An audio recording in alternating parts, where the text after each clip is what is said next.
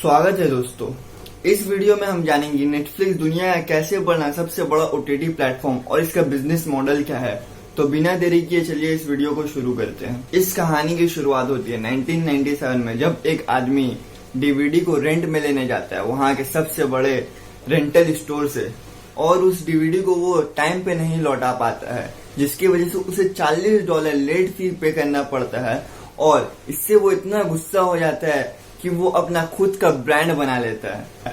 जी हाँ, ये कोई और नहीं बल्कि नेटफ्लिक्स के फाउंडर रीड हेस्टिंग थे, जिनको $40 लेट फी भरना पड़ा था तब के सबसे बड़े रेंटल ब्रांड ब्लॉकबस्टर को। दरअसल बात कुछ ऐसी है कि उस वक्त लोगों को मूवीज देखने के लिए या फिर सिनेमा हॉल या फिर मूवीज को रेंट में लेना पड़ता था, और उस वक्त यूएस का सबसे बड़ा ब्रांड ब्लॉकबस्टर ये काम करता था। उनका 6000 स्टोर सिर्फ यूएस में था, जहां वो सीडीज और डीवीडीज को रेंट में लोगों को देते थे। मगर इस कंपनी का एक बहुत बड़ा नेगेटिव साइड था, वो ये था कि अगर कोई लेट से अगर इनके डीवीडीज को लौटाता है तो उन्हें एक लेट फी पे करना पड़ता है, जिससे लोग बहुत ही गुस्सा कर देते हैं और लोगों को ये बिल्कुल भी पसंद नहीं था। और यही हुआ था रीड हेस्टिंग के साथ। मगर बात कुछ ऐसी थी ना, ब्लॉकबस्टर का 1/3 प्रॉफिट इसी से आता था, इसीलिए वो इसको बंद भी नहीं करना चाहते थे।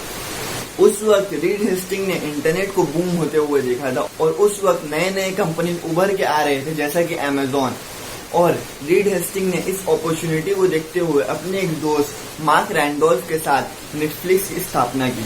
उस वक्त नेटफ्लिक्स का बिजनेस मॉडल कुछ अलग था। उस वक्त लोग अपने मनपसंद मूवीज के लिस्ट को नेटफ्लिक्स को भेज देते थे, और नेटफ्लिक्स 2 से 3 दिन के अंदर अपने कैसेट्स, अपने डीवीडीज को उनको पार्सल कर देता था, जिससे लोग बहुत खुश हुए थे। सबसे बेहतरीन बात तो ये थी नेटफ्लिक्स की कि ये लेट फीस नहीं लेते थे, और उस टाइम का उनका स्लोगन भी यही था, नो लेट फीस। शुरुआत में तो नेटफ्लिक्स भी अपने डीवीडीज को रेंट में देते थे, लेकिन एक साल बाद 1998 को रीड हेस्टिंग ने अपने बिजनेस मॉडल को चेंज करते हुए सब्सक्रिप्शन बेस्ड बना लिया, जो कि आज भी कायम है। इस सब्सक्रिप्शन के मुताबिक लोग जितने भी मूवीज चाहे उस सब्सक्रिप्शन के बेस में अपने मूवीज को मंगा सकते थे, चाहे वो कोई भी मूवी हो।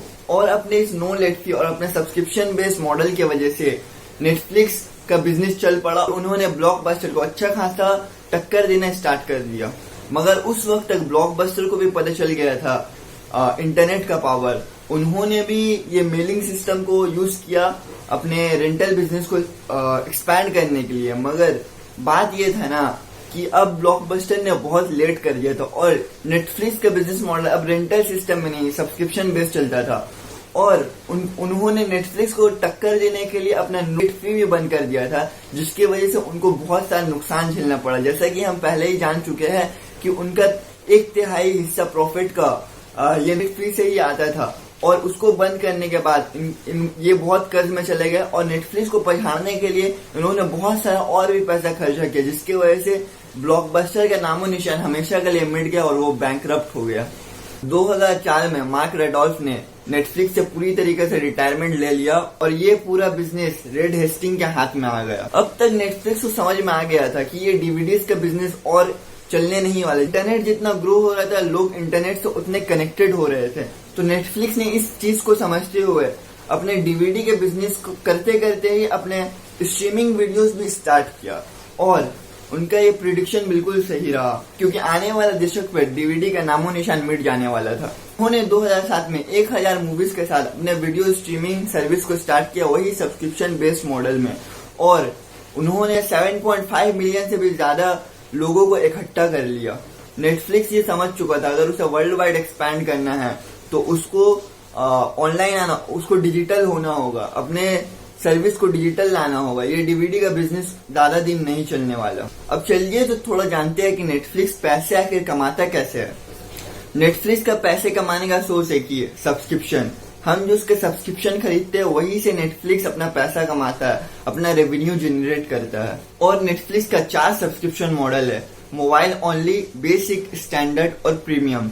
मोबाइल ओनली ये सिर्फ इन्होंने इंडिया को टारगेट करते हुए बनाया, क्योंकि उनको पता था, नेटफ्लिक्स वालों को पता है कि अगर इंडिया में एक्सपैंड करना है तो इनको अपने सर्विस को सस्ते दाम में बेचना होगा, क्योंकि इंडिया का अगर ब्रॉड मेजोरिटी देखे तो यहाँ पे आदमी कम दाम में खरीदना पसंद करते हैं, और अगर इन्होंने अपने सर्विस को कम दाम में नहीं बेचने स्टार्ट किया तो ये इंडिया के मार्केट वो नहीं पकड़ सकते। इसको जानते हुए उन्होंने अपना 149 का एक प्लान सिर्फ मोबाइल ओनली इंडिया के लिए लॉन्च किया।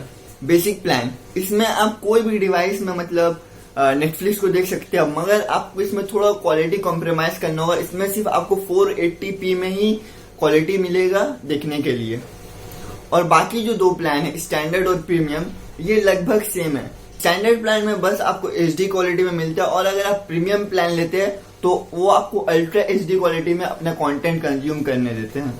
अब देखते हैं कि नेटफ्लिक्स का आखिर मोड क्या है, क्या वो चीज है जो नेटफ्लिक्स को इस कॉम्पिटिटिव मार्केट में मतलब जमे रहने में मदद करती है। इनका 2 मोड्स है।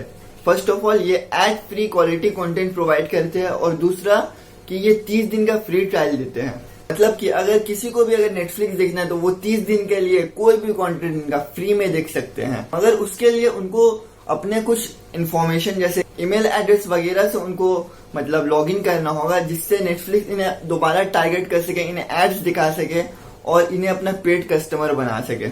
नेटफ्लिक्स एड्स में भी खर्चे करते हैं ताकि ये ज्यादा से ज्यादा कंज्यूमर्स अक्वायर कर पाए। अब जानते हैं कि अगर नेटफ्लिक्स का कंटेंट आता कहाँ से। नेटफ्लिक्स का कंटेंट 2-3 जगहों से आता है। फर्स्ट, लाइसेंस बेस्ड कंटेंट, और दूसरा इनका खुद का प्रोडक्शन। लाइसेंस बेस्ड कंटेंट मतलब ये कोई मूवीज के राइट्स खरीद लेते हैं और उसे अपने प्लेटफॉर्म पे ये स्ट्रीम करते हैं। जैसा कि हमने बहुत सारे मूवीज देखे हैं जो सिनेमा हॉल में पब्लिश होते हैं और नेटफ्लिक्स में भी कुछ दिन बाद आ जाते हैं, तो वो इन मूवीज के लाइसेंस को खरीद लेते हैं और उसको अपने वीडियो प्लेटफॉर्म पे मतलब स्ट्रीम करते हैं, जिसे हम बाद में देख पाते हैं। और दूसरा, प्रोडक्शन। नेटफ्लिक्स ने प्रोडक्शन का स्टेप तब लिया जब इन्होंने देखा कि अलग अलग OTT प्लेटफॉर्म उभर के आ रहे हैं और डिज्नी और वार्नर ब्रोस जैसे ब्रांड अपना कंटेंट नेटफ्लिक्स से निकाल के इनके खुद के प्लेटफॉर्म में, अपने खुद के प्लेटफॉर्म में डाल दिया। जैसा कि स्पाइडरमैन नो वे होम और भी बहुत सारे डिज्नी का कंटेंट हम नेटफ्लिक्स में देख सकते थे, लेकिन अभी वो हम नहीं देख सकते क्योंकि वो सब अब धीरे धीरे डिज्नी में शिफ्ट हो रहा है।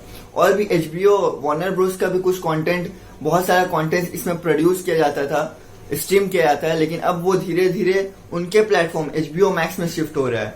तो नेटफ्लिक्स इस चीज को समझते हुए उन्होंने समझ लिया कि ये सिर्फ लाइसेंस कंटेंट को नहीं रख सकते, इनको खुद भी प्रोड्यूस करना होगा।